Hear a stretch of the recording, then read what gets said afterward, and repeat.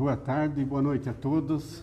Sejam bem-vindos, os que estão aqui presentes, os que nos ouvem à distância, e que possamos, nesta noite, refletir o mais profundamente, o mais maduramente, sobre a prece. Então, o tema escolhido para hoje é sobre a prece, que está no capítulo 27 e 28 do Evangelho segundo o Espiritismo, que é intitulado Pedi e Obtereis. Só que mais para o final nós vamos ver por que eu escolhi esse tema para essa noite. Porque a gente ouve muita palestra, lê muito sobre a prece, mas tem alguns pontos que eu percebi que dificilmente é levantado assim para uma reflexão.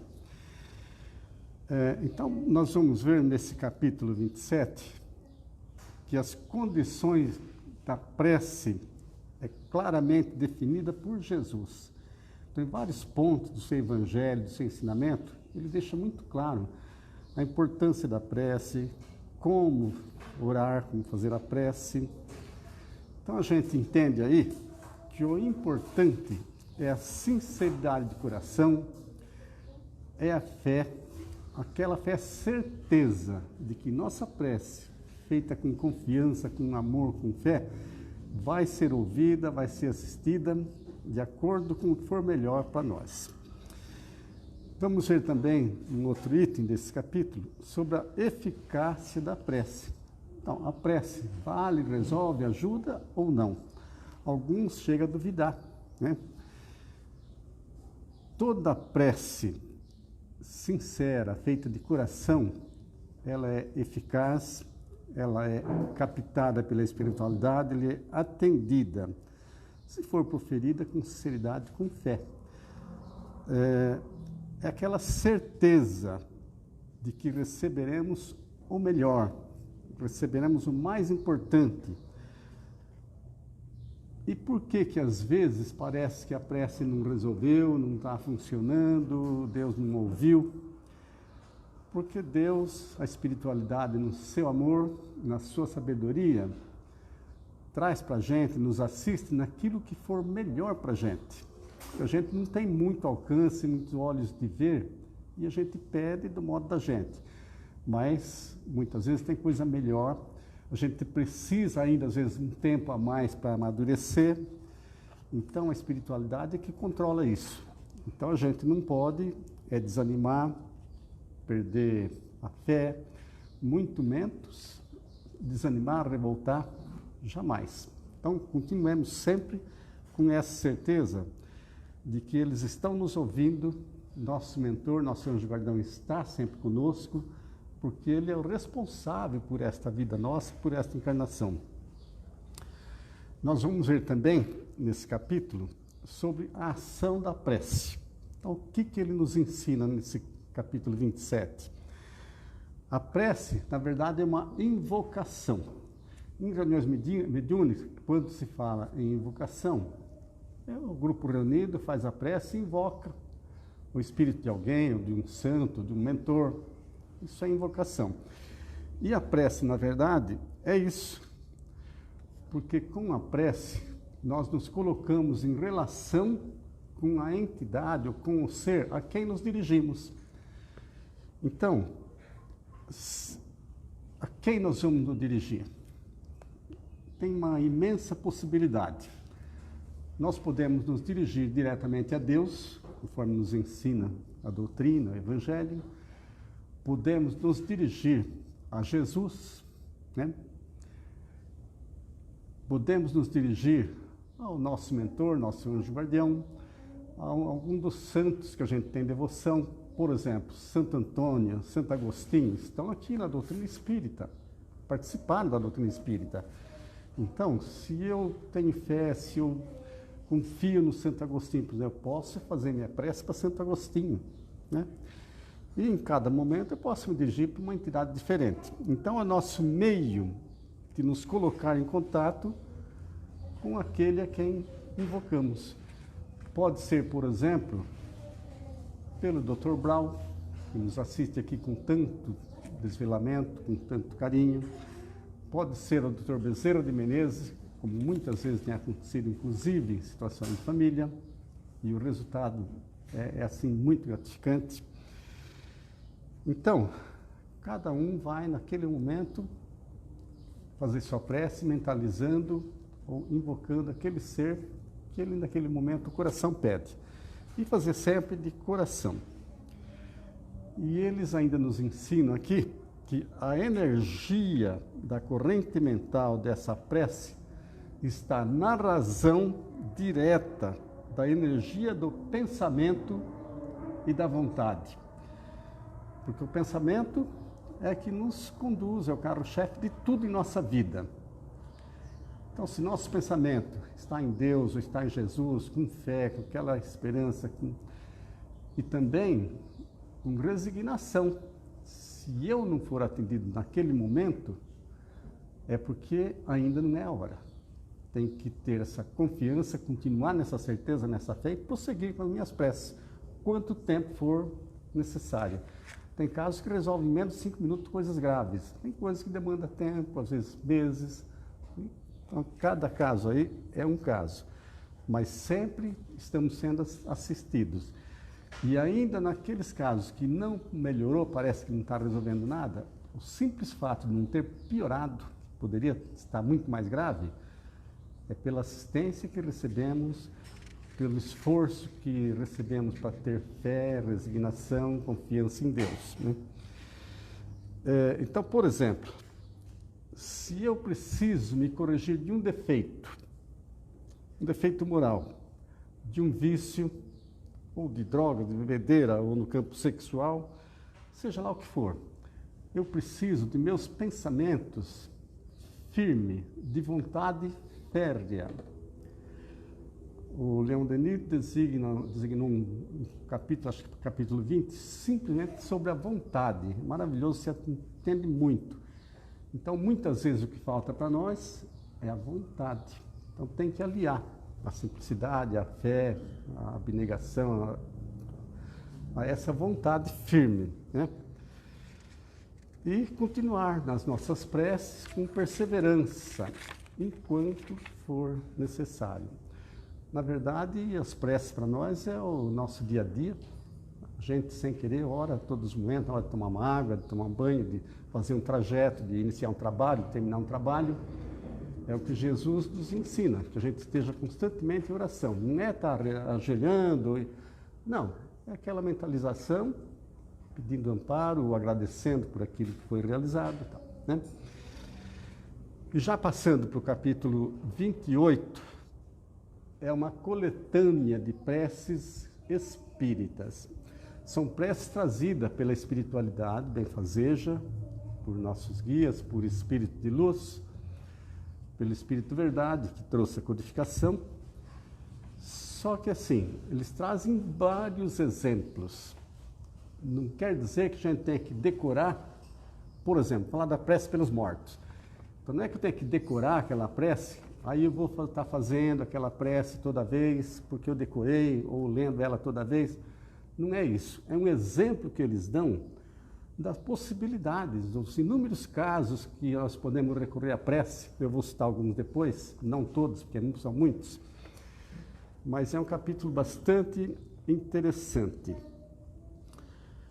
E os espíritos, os benfeitores, sempre nos disseram: a forma não é nada, o pensamento é tudo.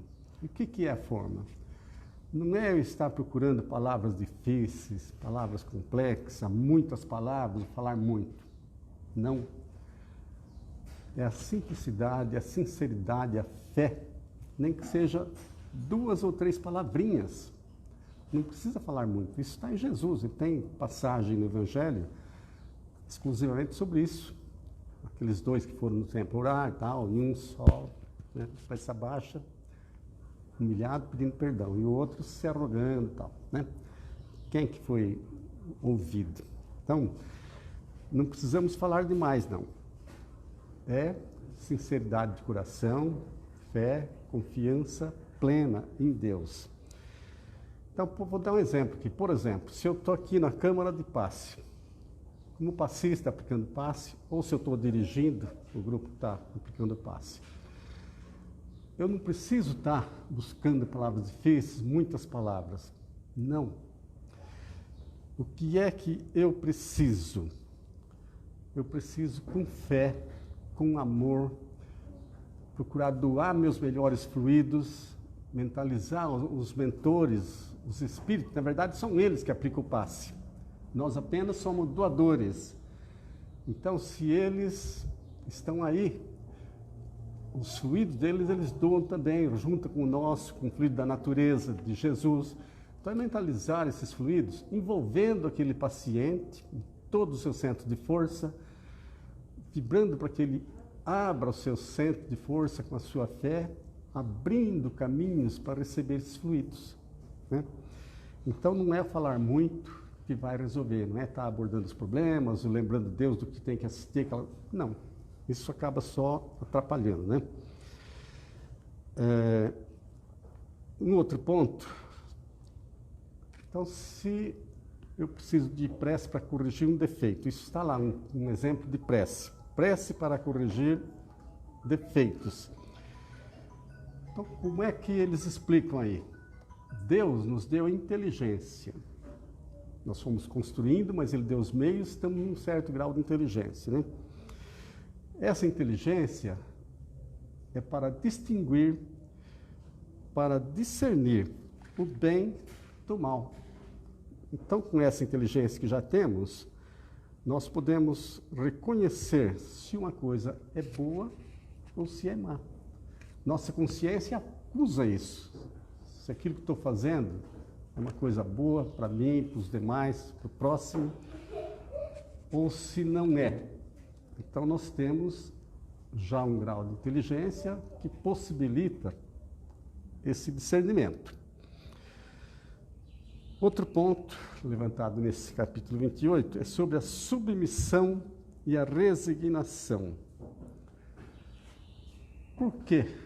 Nós temos que saber que somos submissos a Deus, às leis divinas, às leis que regem o universo. Não adianta eu querer ficar dando muro de ponta de faca, nadando com correnteza, se eu sei que essas leis, elas imperam não só na Terra, não só entre encarnado e desencarnado, mas no universo. Então, eu tenho que, com essa certeza, louvar a Deus, agradecer, sabendo que Deus é amor, bondade pura, justiça perfeita, sabedoria infinita.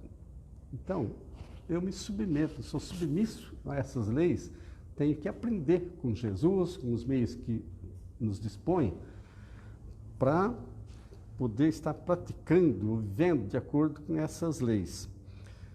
E lembrar também que todas as nossas aflições, todos os nossos sofrimentos, está em nós mesmos. Então, se eu atravesso por problemas, por dificuldades, seja da ordem que for, não adianta eu querer culpar o meio de trabalho, família, alguma pessoa, o meu chefe, a intempérie, nada. Está em mim. Eu criei alguma causa lá, com alguma transgressão a essas leis divinas, né? Não fui submisso, e agora eu estou em aprendizado. Deus não castiga jamais. Nós mesmos, geralmente, pedimos passar por essas dificuldades para poder resgatar nossas culpas, nossos erros do passado, o que as religiões chamam de pecado, né? Então, nunca vamos buscar culpar ninguém, nada. Saber que está em mim e eu sou culpado.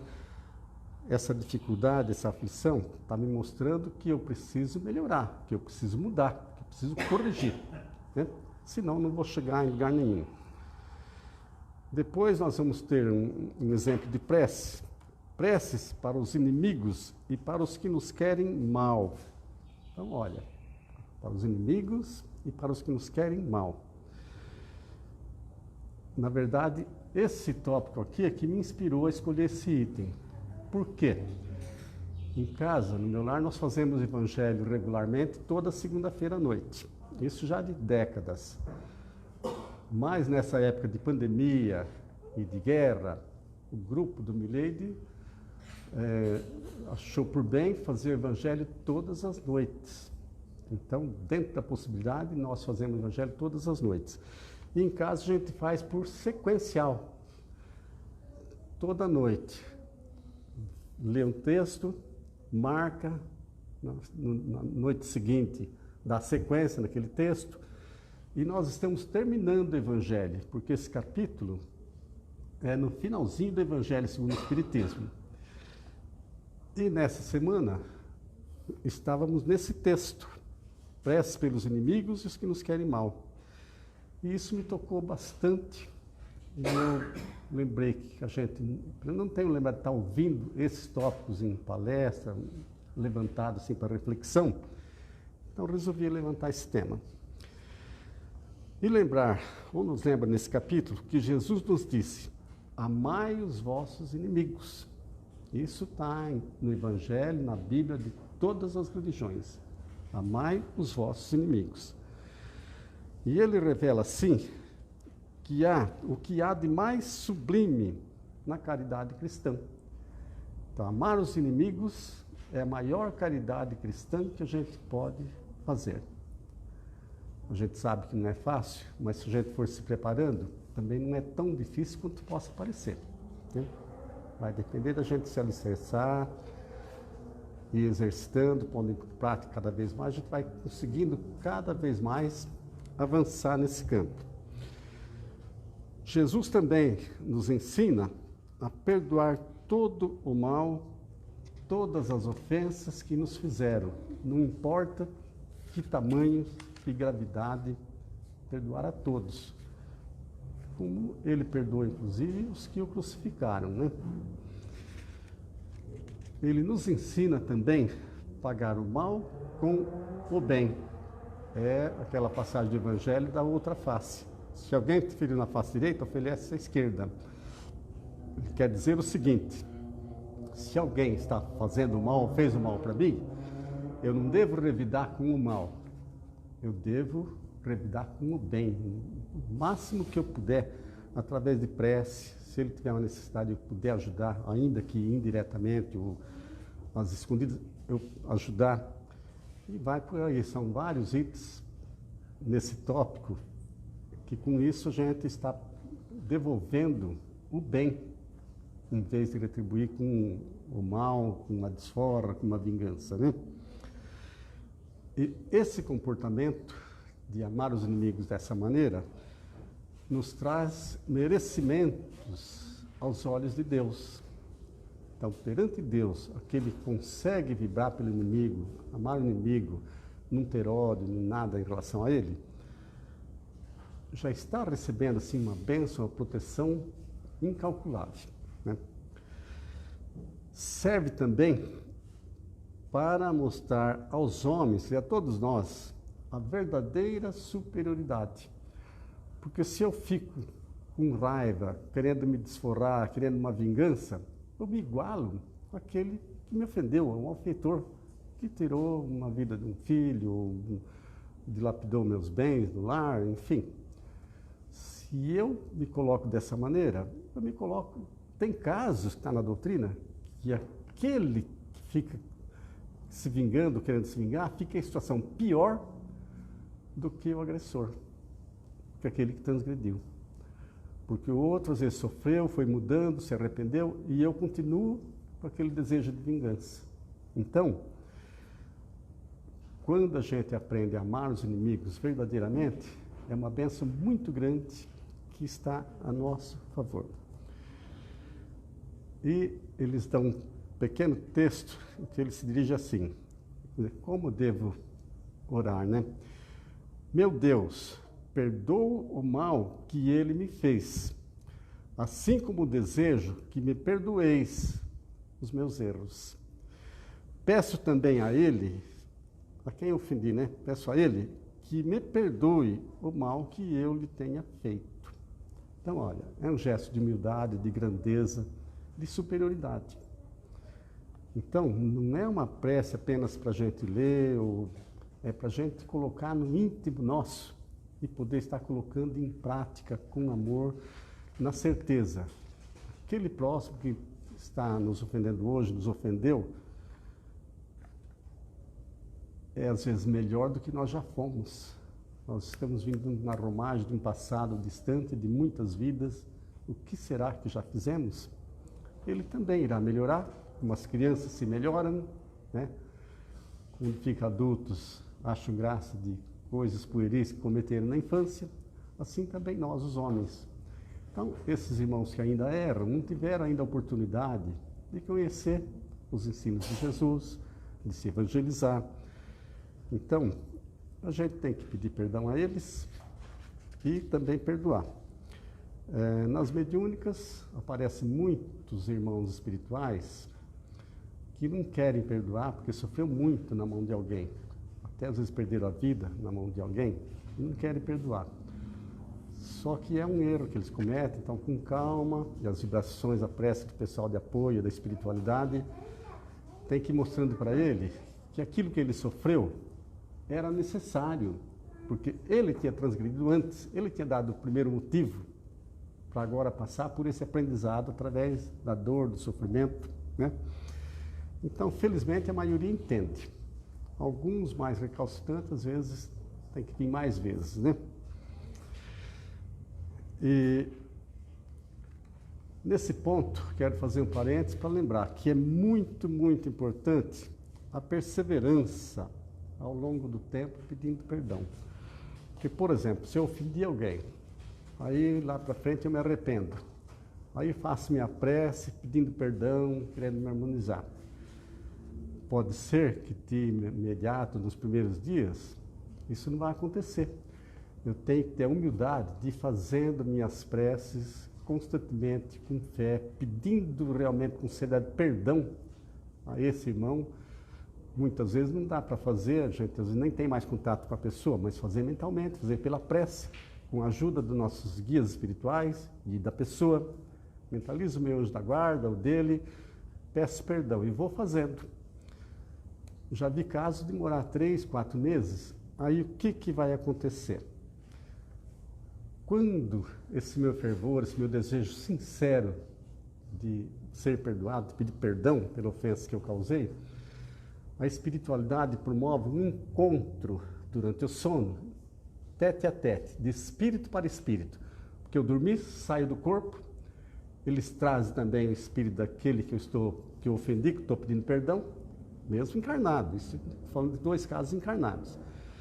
E a gente pode, acompanhado por esses mentores, dialogar, compreender, se perdoar mutuamente. Aí sim, a partir desse momento, o efeito é fantástico, é assim de muita gratidão, é surpreendente, né? É gratificante que a gente não tem nem palavras para exprimir. E a partir daí, em muitos casos, é possível continuar num convívio, numa amizade sincera, às vezes melhor do que antes de ter acontecido as ofensas. Então, e esse tempo é de Deus. Se é um dia, uma semana, alguns meses, anos, esse tempo é de Deus conforme cada caso. Mas a gente tem que perseverar, certo? Nunca desistir, desanimar. E tem um outro exemplo de prece. Eu vou aqui pedir uma licença, abrir um parênteses, para ler um trechinho do Evangelho. É curtinho, mas é tão expressivo que eu vou pedir licença para ler. Intitula-se Graças por um bem concedido aos inimigos. É o item 48 e 49 desse capítulo 28. E todas essas preces, são muitos exemplos de prece que dá aqui, que não dá aqui tempo de citar, mas todos eles é assim. Ele dá o tema, o título da prece que vai ser, e um prefácio. E o prefácio é algum esclarecimento a respeito daquele tema. E depois vem a prece. Então, intitula-se prece, né? Graças por um bem concedido aos inimigos. Quer dizer, Então o inimigo foi beneficiado com alguma coisa muito boa, muito grandiosa. Eu, mesmo sabendo que ele é meu inimigo, tenho que dar graças a Deus, agradecer pelo bem que o envolve. É isso que ele vai falar. Então, prefácio. Não desejar o mal aos inimigos é ser caridoso apenas pela metade. Olha só, não desejar o mal aos inimigos é ser caridoso apenas pela metade. A verdadeira caridade consiste em lhes desejar o bem, em nos sentirmos felizes com o bem que lhes acontece. Se quiser ver mais a respeito, está no capítulo 12, no item 7 e 8. Tem no Evangelho sobre isso. E agora, então, depois do prefácio, vem a prece. Meu Deus, na vossa justiça decidistes alegrar o coração do meu inimigo. Fala o nome lá do fulano, né? E eu vos agradeço por ele, não obstante o mal que me haja feito ou que procura fazer-me. Se desse benefício ele se aproveitasse para humilhar-me, eu o aceitaria como uma prova para a minha caridade. Bons espíritos que me protegeis, não me deixeis ficar pesaroso por isso. Afastai de mim a inveja e o ciúme, que tanto nos rebaixa. Inspira-me, pelo contrário, a generosidade que eleva. A humilhação decorre do mal e não do bem. E nós sabemos que, cedo ou tarde, justiça será feita a cada um segundo as suas obras. Então, olha que grandeza de texto, né?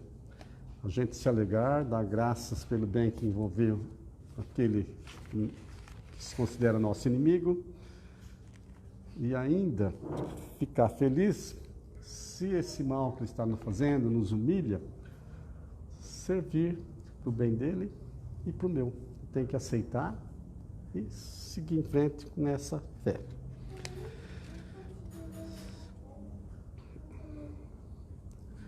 Bom, preces para os inimigos do Espiritismo. Será que o Espiritismo tem inimigos? Em décadas passadas, tinha muitos. O Centro Espírita Solidariedade, por exemplo, era bastante agredido. Aliás, todos os centros. Ali, na época do Sr. Araújo, na hora de tarefa, passavam grupos indo e voltando em frente, grupos de opositores que tinham aversão ao espiritismo, que achava que era macumbaria e tal. Então, era um transtorno, mas a orientação que eu recebi da espiritualidade, calma, fé, paciência, vibre por eles. Então, isso era comum.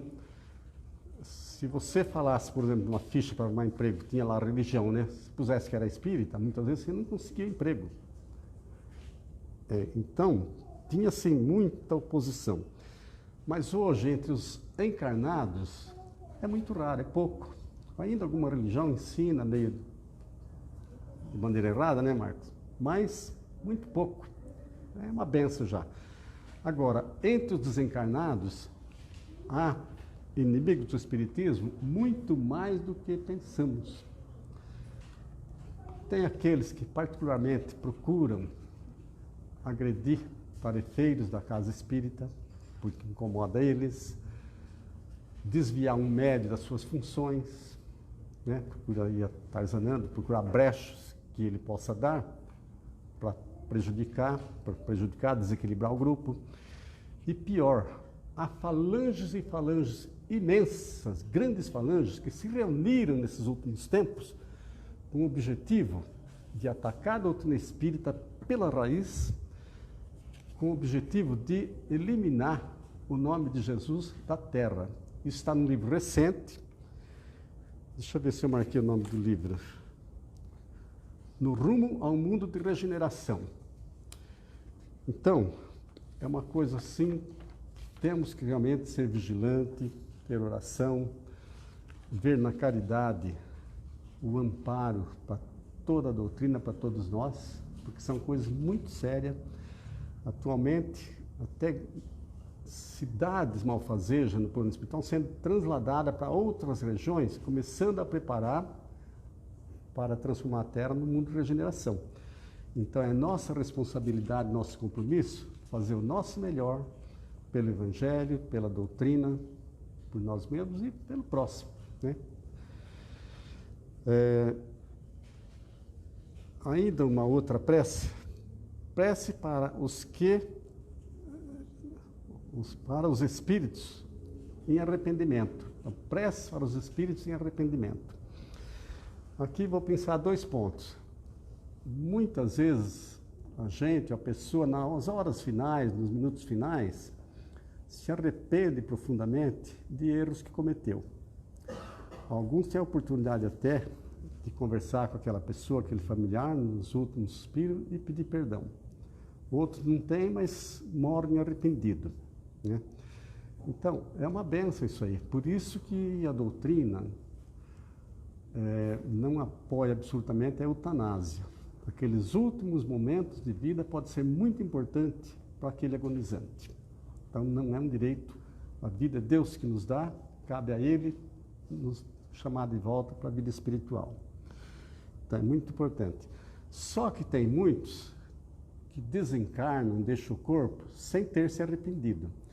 Mas depois, na vida espiritual, vendo as consequências do desastre que causaram, se arrependem. E alguns se arrependem profundamente. Muitos comparecem na reunião mediúnica, tremendamente arrependidos, querendo ajuda, querendo mudar, querendo socorro, pedindo socorro. Então, com certeza, esses serão ajudados. Se o arrependimento foi sincero, todos serão ajudados. Tanto que desencarnou pedindo perdão, como esses que já estão lá e se arrependeram. Então, olha, gente, nesse capítulo tem muitos outros exemplos nessa coletânea de prece. Por exemplo, prece pelos espíritos endurecidos, aqueles que não querem aceitar nada, conselho, nem nada, querem que está fazendo mal. Prece pelos doentes, pode ser familiar ou estranho, à distância ou não. Prece pelos obsessores e pelos obsidados. E aqui, para concluir, que o nosso tempo está esgotado, obsedado, geralmente para nós, aquele encarnado, que pode ser de desencarnado para desencarnado, mas aqui entre nós, às vezes o espírito a pessoa que eu prejudiquei no passado, me encontra e começa a tarzanar a minha vida, querendo me levar à morte, à loucura, ao suicídio, ao desmembramento de família e por aí fora. Eles se juntam, às vezes, em grupo para nos atacar mesmo, querendo fazer justiça com as próprias mãos. Então, eles foram nossas vítimas. Então, a primeira impressão que dá para quem não está ainda muito aprofundando a doutrina é que numa reunião de desobsessão, a gente está com dó daquela criança que está obsedada, daquela pessoa, daquele parente que o espírito está obsedando, está desequilibrado. Mas o nosso amor, nossa caridade nesse momento é para com essa pessoa, para com essa criança, mas principalmente para aquela entidade espiritual que comparece, porque ele foi a vítima. Se ele foi trazido, trouxe pela espiritualidade, pelos mentores que cuidam da casa, da tarefa, da reunião, é porque ele já tem algum merecimento, algum princípio, por pequeno que seja, para começar a ser trabalhado, evangelizado. Então, o trabalho de desobsessão, às vezes acontece rápido, o espírito desistir e deixar a pessoa livre, às vezes um tempo mais longo e às vezes décadas. Tem casos até que passa de encarnação para encarnação, depende de cada caso. Mas é um processo de evangelização, tanto do obsedado como do obsessor. Então, é um trabalho de caridade, de amor para com o próximo. Então, nas nossas reuniões, a gente precisa tomar muito cuidado para não focar só o encarnado sendo obsedado, como se o outro fosse o malfeitor. Não, é o inverso, ok? Então, são as reflexões para esta noite, que possamos levar isso em nossa mente, em nossos corações, e no dia a dia estar em toda oportunidade nos exercitando. Aqueles que nos estiletam, que nos preocupam, que fazem algum mal, ou que nos fizeram no passado, que a gente veja neles irmãos que nos ajudaram a nos melhorar, ok? Que a paz de Jesus esteja conosco, nos abençoe para esta noite e sempre. Graças a Deus.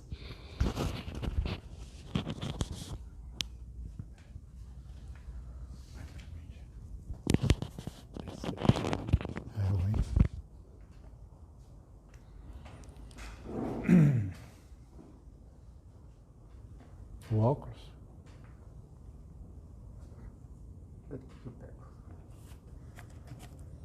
Então vamos agradecer a Jesus por mais uma oportunidade que, conjuntamente com os nossos irmãos aqui presentes, a maioria deles, amigos, até parentes, que com muita alegria nos abraçam, nos reconfortam, nos trazem esperança de um mundo melhor. E para ter um mundo melhor, basta apenas que sejamos melhores. Que todos nós aqui podemos sentir essas vibrações de carinho, de amor, e como se fosse um passe, uma magnetização coletiva, possamos aqui receber todo esse carinho, todo esse equilíbrio, todo esse amor. Obrigado, Jesus, e que assim seja.